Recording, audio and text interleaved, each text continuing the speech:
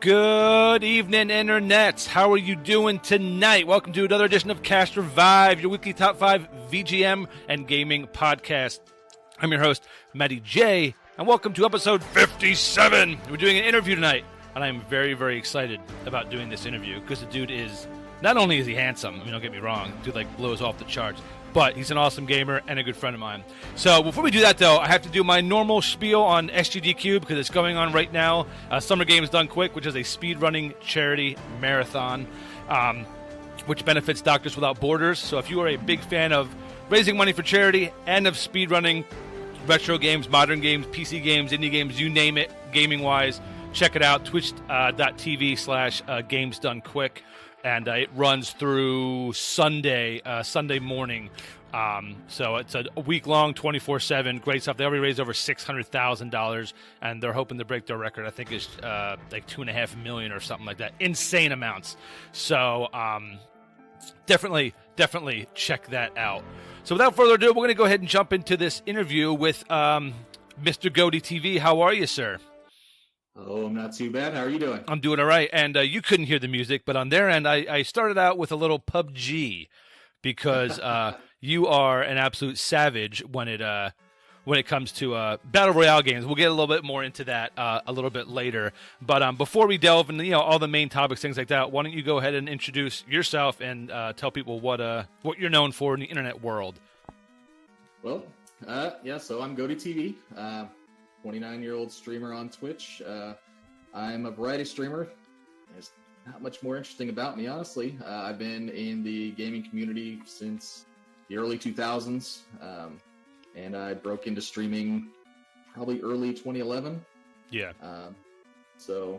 That's about it. Yeah, and you and I met a while ago on a previous project that I was doing, and we've never met face to face. Which is awesome, and I consider him a very close friend. So he actually built my gaming rig that allowed me to start streaming last year and stuff like that. So I'm glad to have you on the show, and hopefully not hopefully, I know, because I know everybody listening to this show is just like, man, that guy sounds awesome. I'm going to give him a follow and a sub. So, so if you do give Goaty a follow, send him a message or whatever. Tell him Cash Revive sent you over. I'd love to see how many people from this show are extremely supportive. And, just go. It's free to do. And especially if you have a Twitch Prime account, go ahead and link it. And you can sub to him for free every single month. Boom, plugged it for you. So, tweet at us. Yeah, exactly.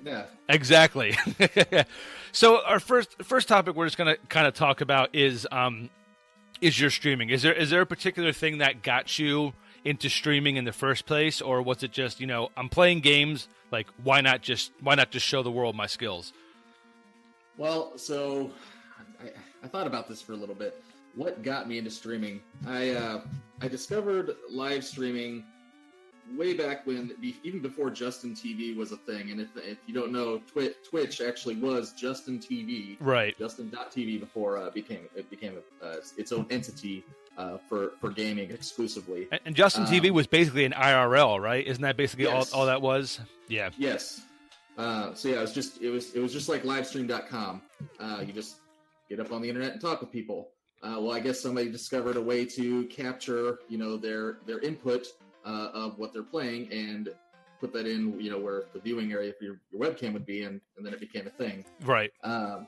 So I didn't exactly, when I wanted to get into it, I didn't exactly have the fundage to start streaming. So what I did was I started streaming Dragon Ball Z from the begining. Oh, wow. Like before there was all those copyright laws and stuff like that were bringing channels down. So I would do 24/7 streams of DBZ, and it was actually wildly popular for the time. Bringing in between 400 to 600 viewers at a time. Oh wow! It was Dragon Ball Z. It was like an ad-free DBZ. Yeah. Well, Justin's TV started ramping up, and they started cutting down on that stuff. So I was like, okay, I need to start doing what I want to do, and I was watching all these other people play Call of Duty on Justin TV. And so I finally broke down and got me a Hoppage PVR. Yeah. And in very terrible quality started streaming. And it just kind of built from there as I was able to acquire better equipment. I, started No, doing whatever. no Dazzle capture card for you. You went with the Hauppauge. I tried the Dazzle. The problem with the Dazzle was that it had just your regular composite inputs. Right. And I wanted that high quality stream whenever I was fragging people in Call of Duty. Okay. Absolutely, teabagging style. Okay, so from your Call of Duty and stuff like that, like, was that is like FPS? Would that say is like kind of like your main calling for like gaming now? I know you said you're like a variety streamer. Like, do you have any certain type of genre that you focus towards, or is it, what, tonight I just feel like playing this kind of game, so I'm going to play it? It is. I would say it's my. It is a feeling. Like every night, I'm like, what do I want to play tonight? FPSs are just easy for me to pick up. Right. I like to think that I'm pretty intuitive when it comes to those types of games. I can pick them up really well. Mm-hmm. I'm very competitive, and that's where most of the competition seems to lie. In if you want to say esports or whatever, right, is in a lot of FPS games, especially in the the early 2000s. Right. But no, I would not say even FPS is my top 3 favorite genres to play. Right. But yeah, that's probably what you see me play most. Yeah, I mean, because you get really, really competitive, and I know, like back in the day, also you were into esports and stuff, right? You did stuff. It was behind the scenes, or were you actually in the esports? Like you did, didn't you do like promotional stuff, or you ran a team, or you did something like that back in the day, right? Yeah, so I've kind of been all over the board when it comes to being in the esports field, if you will. So I was I guess you could say I was part of the TT Esports Street Team. Right. And a lot of my events done locally here in the Midwest were heavily supported by the organization TT Esports. They were never a personal sponsor to the teams I managed, mm-hmm. but all of my events were 100% sponsored by Thermaltake, and so that was a good experience. It got my foot in the door for a lot of things I like to do. I got involved with some online collaborations through a company that was called Zeek at the time. Mm-hmm. Now they all work for Amazon, so that no longer exists. Right. But outside of organizing events, yeah, I've managed a pro team. Team Epidemic. When I go on my drunk streams, I always pull out the jersey for some reason. I guess drunk me is so proud of my jersey, and that was heavily focused on StarCraft 2. So I guess I'm not to go off into esports, but I started off doing competitive gaming in Medal of Honor, mm-hmm. and then Call of Duty. Call of Duty was the big one, right? This is Call of Duty PC, like when it was a PC game only. So Call of Duty 1, Call of Duty 2, right. And then StarCraft 2 came out and just completely it took over my life, in 2012. So an RTS that I never got into because I was so bad at it. I was a Command and Conquer man, so that's where my art, that and Stronghold. Yeah. So. Nice. I mean, so moving on from that, you and I are both fans of Nintendo, and we're also a big fan of collecting. And I know recently you've been kind of retooling your stream room, right? Like you're trying to set up. You said you were looking for an oversized chair to really showcase your collection and stream more comfortably. So in the background of that, like, was Nintendo your main like idea for like theming that room, or was it just is that just a company that you just have a strong passion for over the others? So while that is true, it is the company I have a stronger passion over any other company in the industry. You can't deny that Nintendo pushes product like crazy. So it's so easy to find collectibles, figures, whatever, posters for basically anything Nintendo. So that's why I would say most of the room is Nintendo themed. Right. However, most of my collecting too is focused around Nintendo because that's just where I have most of my fondest memories. Yeah. Remember your roots, right? It's absolutely NES is where I've been developed, and that's my biggest collection is just Nintendo. Nice. What is your favorite? I'm sure I may know this, but what is your favorite particular series from Nintendo? You may know this, and you're probably right in the answer, but it is. I can tell you right now that there's 3 hard contenders and if I had to give my number one, it would definitely be Zelda. Mm-hmm. And you know, my favorite. You already know my favorite game. We'll get into that some other time. Absolutely.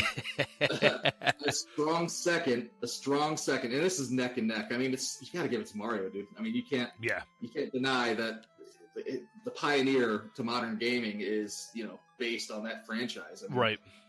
And then a lot of people would probably disagree with me, but you got to remember where it started. Absolutely. Is the Final Fantasy series. Absolutely. And it's funny to me because, like, the original Final Fantasy, that was the last chance to make a successful game. That company was like going to go under. So it's like, you know, all right, so Final Fantasy, this is your final chance to get this to come out, and it turned into, I think I would say, the most popular RPG series of all time. I mean, would you say? Easy. I mean, you have you know, Dragon Warrior, you know, Dragon Quest, stuff like that. That's that. But I mean, I don't think anything has ever shaped the RPG genre quite like Final Fantasy has. 100%. Yeah.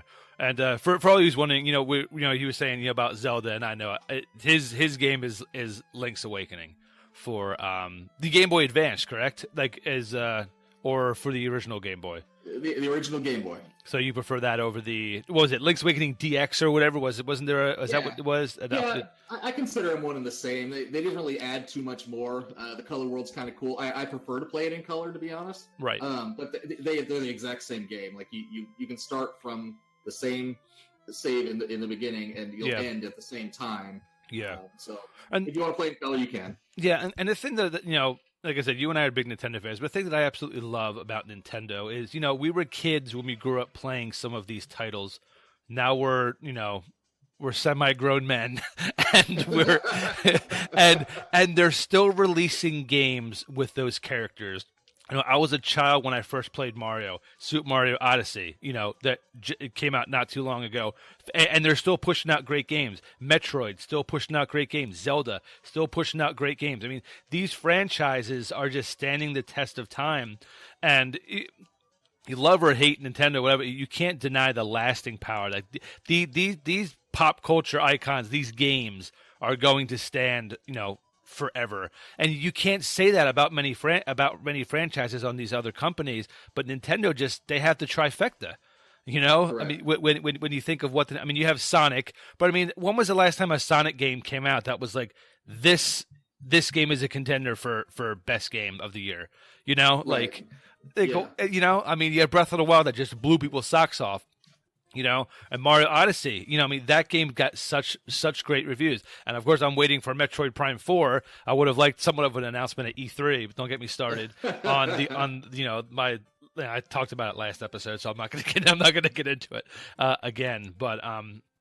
But yeah, I mean, I think Nintendo's a great choice. It's a safe choice. They're always going to be releasing games that you just know are going to be fun. I'm waiting for the next Donkey Kong Country to come out. I love the Donkey Kong Country games. They're all fun.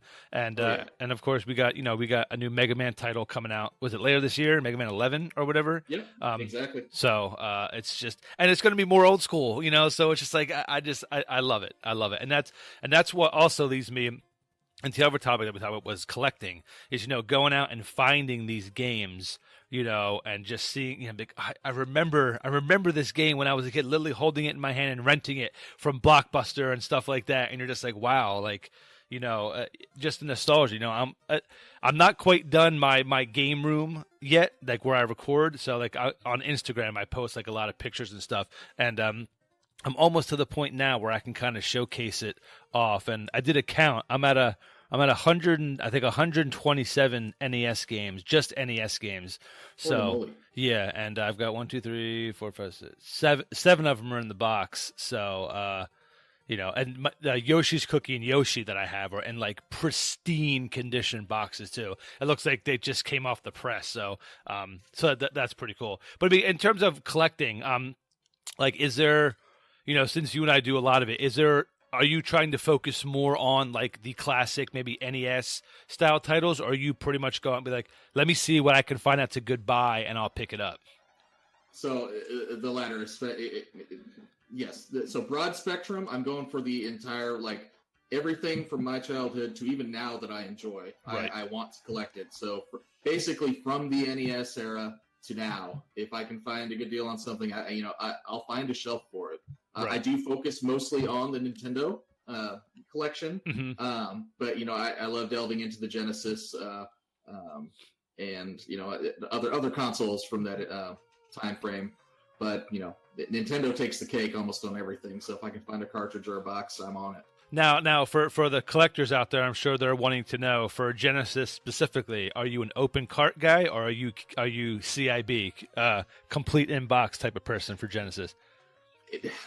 So I have a mixed collection of that right now, but I have more CIB than I do open carts. I don't like stacking Genesis games, especially since they don't have end labels. So right. I have to go for that. Genesis, you'll have me if you have it in the box. Yeah, I absolutely. I mean, I'm looking at it now, like, and the Nintendo ones just they, they're the labels facing out, looking like, look at all those colors and the different fonts. It looks beautiful. And I'm looking at the side of some of my open Genesis. I'm like, oh, I just see black. Like, it's just so unappealing. But then I look at my 40 plus complete in-box cases. I'm like, that is just gorgeous looking. Nintendo, Super Nintendo, stuff like that, like N64.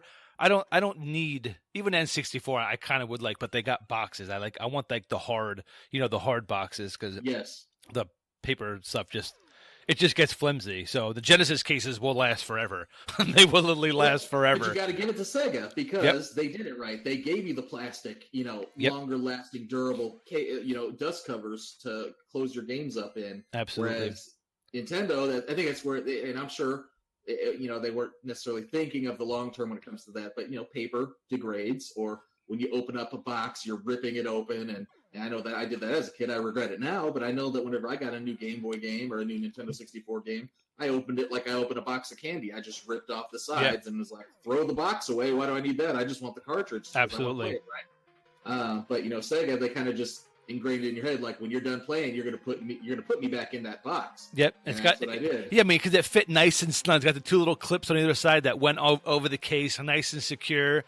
And it's almost like they were, but you never think about when these things come out, like, are these going to be collector's items? 20, 30, 40 years from now, are people going to be, man, I wish I had my case for my Genesis game? And it's like, but it's true. I mean, retro collecting is always going to be around. And every time I go somewhere and I try to game hunt, I always see people in there doing the same thing. They're looking for retro classic games. They're hunting for those good buys, either to resell for themselves or whatever. But it's just retro stuff is so popular nowadays, and it's great to see a resurgence of that. Not just of people buying retro consoles and games, but in games being redone. Like I mentioned in the last episode, Battletoads being redone. The latest Metroid, the Return of Samus or whatever from Game Boy, Metroid 2 that got the remake on the 3DS. It's great to see those older games getting redone. And one of these days Final Fantasy 7 will get redone and we can finally all play it. And Secret of Mana got an HD remake, so it's just classic stuff. And just give me at this point, I'm going to say put 7 on the back burner. Just give me a Legend of Dragoon HD remake. Just give me it. 100%. Just bring it. I would absolutely love that.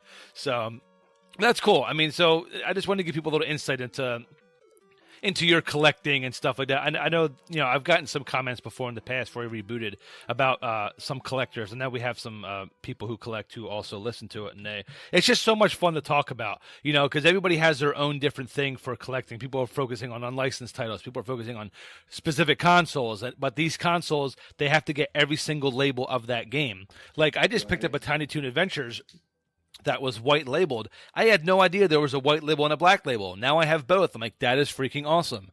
Just like the I also have a Metroid that's got the yellow label on it. I never knew that existed. But my friend was he's like, I need that. I don't have that Metroid. I was like, sorry, if you want it, that means it's semi-rare and you're not getting it. So I've done that with one game.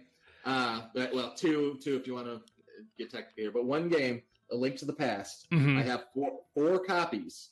And the reason for that is, and I didn't even realize this until recently, but they were 2 of the same label, but from different publishing companies, I guess manufacturers. Right. 2 out of Mexico, 2 out of Japan. One is one for each from each Factory is the original label, and then I can't remember what the greatest hits version of the games were called back then, but they had a greatest hits label for games, and it was alternative art.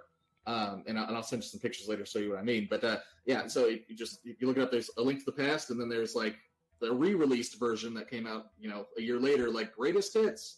Oh man, that's awesome. That's why I have 4 copies of that single game.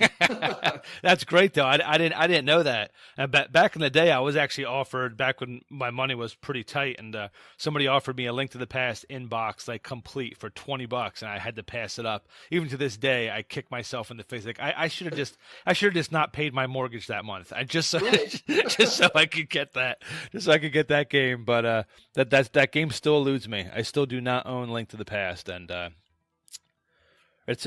around here at least, it's harder to find. And, I'm not going to find it cheaper than like $40-$50 around here. Nope. And that's just open cart with semi-torn label. So complete in box for $20. Yeah, that's gonna eat me alive. Yep. So I'm going to move on to the last topic, and something that I noticed you've been into, you're heavily into are the battle royale games. I know you were heavily into PUBG. You dabbled in. Say it again. Isn't everybody? Yeah, true. You also dabbled in Fortnite a little bit, but now your new one is Realm Royale, which you said you're having a little bit of fun with. So if people don't know battle royale games, think Hunger Games. You're dropped into an area, 100 people. You have to scavenge for items and be the last man standing, or the last squad if you go in with duos or people, things like that.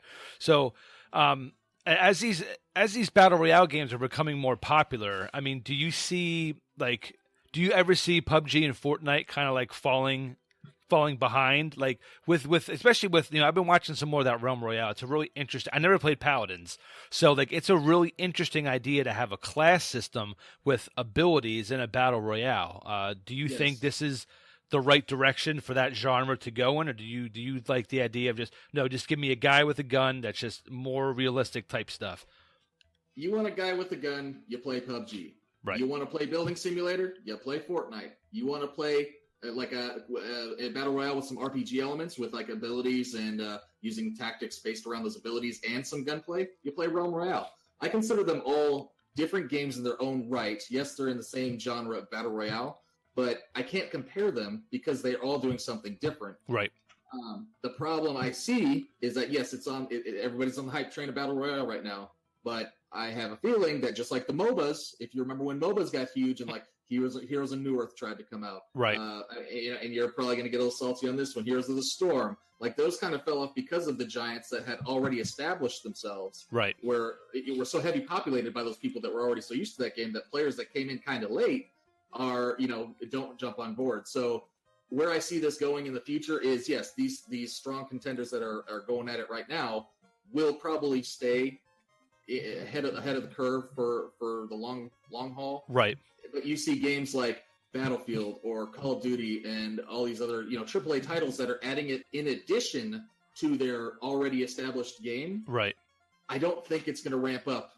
I just don't see it ramping up or becoming like when somebody says Battle Royale, they're going to say, oh, Call of Duty Black Ops 4, right? No, nobody's going to say that. Everybody's still going to say Fortnite. Yeah. Everybody's still going to say PUBG. And, what we have now is here to stay. And hopefully they build on their following and we see them do something different in the future. Yeah. Do you like having, obviously to me, it's never bad, having more games in a certain genre. I know some people are like, oh my God, more battle royale games, just kill that genre. I was like, but more choices and more diversity is always better. Like you said, like, everybody's like, oh, Fortnite is just, like, it's not. Like, no, PUBG, PUBG is different. Fortnite is majority building. Like if you can't build, like, you're not going to win in my opinion. Because I've played that game several times. My nephew is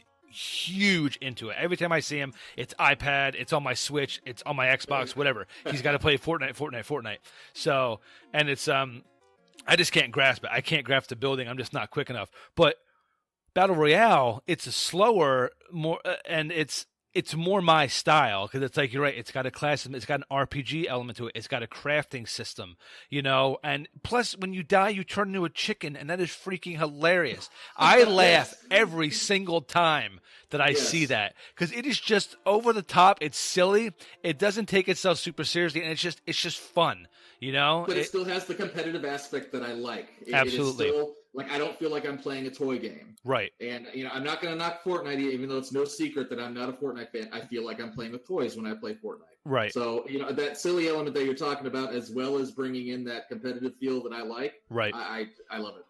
So I just want to elaborate a little bit more on Realm Royale, because now they're in the alpha phase. What would you like to see them add or change to the game, before a major release? Or do you think the direction they're going right now, they just have to tweak some classes but keep it the way it is right now? So here's what they're doing right. So I can't really knock them right now because they're still adding new things. I can say what I'd like to see, and I know that there are probably things we're going to see. Right. But one thing that they're doing right and wrong at the same time is that they're listening to the fans. This game is actually really hyped right now. And they tried removing some things or adding some things basically without going through a testing phase because they think the majority of people are saying they need this. Right. Well, the most outspoken people, isn't necessarily the majority. Right. They've been releasing things without it making much sense, a la the taking out the legendary crafting and all that stuff. And that's kind of what kind of sold people to begin with. Right. So they've recently reverted that, which is in the right direction. And they're trying to tweak it to bring fairness. So I like how they're open to ideas and they're always wanting to make the game more fair to not only people that are good, get the kills at the beginning of the game, but also want to make it more fair to the people that may not have had the luck at the beginning. Right. What I'd like to see... Oh, go ahead. No. Go ahead. Keep going. So what I'd like to see, as in addition to what they have, and even if it's paid DLC, I'd be okay with it. Or something that you play enough and you can start unlocking it, such in games like in Siege and such, is keep adding new classes, maybe add new abilities, or add subclasses so I can play a mage and, my legendary weapon would be this, my spells that I'll find out of chests will be this, and go from there. The biggest downfall right now is when you kill somebody, you get the person that takes the chicken, gets the last shot on the chicken, gets the crafting trophy, right? So why can't I? Because if I get in a situation where we're fighting 3 people at once, we chicken somebody, he runs away. Why? I'm not going to go chase the chicken because I need to go help my buddies over here fighting these other 2 guys. Right. We finally kill them. Well, that chicken's already rezzed, but he did not chase the chicken down because he doesn't need to craft anything. There's no way for me to drop that trophy and give it to somebody else right now. So personally, what I'd like to see is more ability for me to, if I'm the top fragger, share my loot amongst my team. For everything from, not only the guns and potions like you can currently do, but my materials, like the buildings, crests, and the shards and stuff like that. Correct, exactly. Yeah. That's we can talk about that all day. Yeah, no, that's interesting because I just recently started playing. I have 2 rounds under my belt and I'm still trying to figure it out. So it's interesting to see. I've watched you play it several times, but it's different watching and then playing it. I can watch and I'm just like you're flying at the speed of light. You're doming people from across the map. I'm just like what? And then I get in there. I'm just like, what does this button do? I keep hitting E and I'm like, it keeps telling me to change my class, or I'm trying to hit X to shard and I hit Z and it mounts myself. And I was like, oh my God, this is driving me nuts. I get on my horse and I get killed. And I was like, no. So, but hopefully, the one thing that I do like about Fortnite is I like how quickly they do updates and they add new stuff. So, but the main thing I don't like about it is that it's the same map over and over and over again. So I hope. I do like the different elements, how they have around Realm Royale. You got the desert, you have the frost area, you have different things like that. But I would love to see these games come out with some new maps and things like that. I think that game especially could come up with some really interesting concepts for worlds for you to land in. So I'm interested to keep my eye on it. I definitely want to team up with you at some point. I know you have a regular crew that you run with. And hopefully you can give me some pro VIP lessons so I can not hold you back. So You're always welcome. Woohoo! So we're gonna go ahead and wrap things up here, Goaty. Before we do that, go ahead and tell people where they can find you. Blast out all your social media and all that good stuff for me. Well, basically anywhere you can type in the word GoatyTV, you can probably find me. But the two biggest places that you really want to find me at is Twitch, so twitch.tv/GoatyTV, and Twitter. I'm really bad at social media. You can find me on Facebook, and I'm really too shy for YouTube, but I have one of those too. So if you want to subscribe to that, that works too. Love it. The man is all over the place. And seriously, you got to check him out. He has a very, very chill stream, a really good community of people who back him, and you definitely will not be disappointed, especially with his solid gameplay. Go in there, ask questions. He's very willing to help out and learn, except me. He tells me he just bans me every time I come in because I just start blasting my own emotes. So, but that's so cantankerous. So, Goaty, I want to thank you so much for taking the time out to share your story and all your little background stuff with us. And all you guys out there, be sure to give them a follow, all that stuff on Twitch, on Twitter, Facebook, YouTube, all that social media. I'm going to put all the links below the description, so that way, if you don't want to type it in yourself, just click the link. It'll take you right to his pages, all that stuff. Now I'm going to shameless plug myself. You can follow me on Facebook, Twitter, Instagram, YouTube. We are now on Pippa.io. That is our new podcasting host site. We're also on iTunes, Google Podcasts, Stitcher, SoundCloud, and all that good stuff. We are all over the place. I'm hitting every single podcast distribution site that you can possibly imagine. And I'm waiting for Spotify to come back right now to tell me I've been approved for that. So you can't come back before and say, I don't listen to you on that. I don't like Apple, so I'm not listening to Apple. I got everything. There's no excuse. Just go ahead and hit that subscribe button and send me a comment. Tell me how much you like me or hate me. I thrive off of feedback. And feel free to also shoot me an email, cashrevive@gmail.com, if you have any ideas for shows. Because, again, these show topics are based on all your guys' suggestions. I have a whole catalog of stuff that, I can talk about, but I prefer to have you guys throw me some ideas. I have a couple coming up in the next month from your guys' suggestions. That's going to be a lot of fun. Keep them coming. Doesn't matter how silly they are. It could be what are your favorite paint walls in video games. I will find a way to make that work, because there are plenty of games that have interesting color schemes on walls. So that actually might be an interesting episode. Nobody will listen to it, but I might get a kick out of doing it anyway. So on the way out, I'm going to play a song here, one of Goaty's favorites. I'm going to be playing the main theme from General Chaos on the Sega Genesis. So thank you guys again for listening. And we'll see you next week.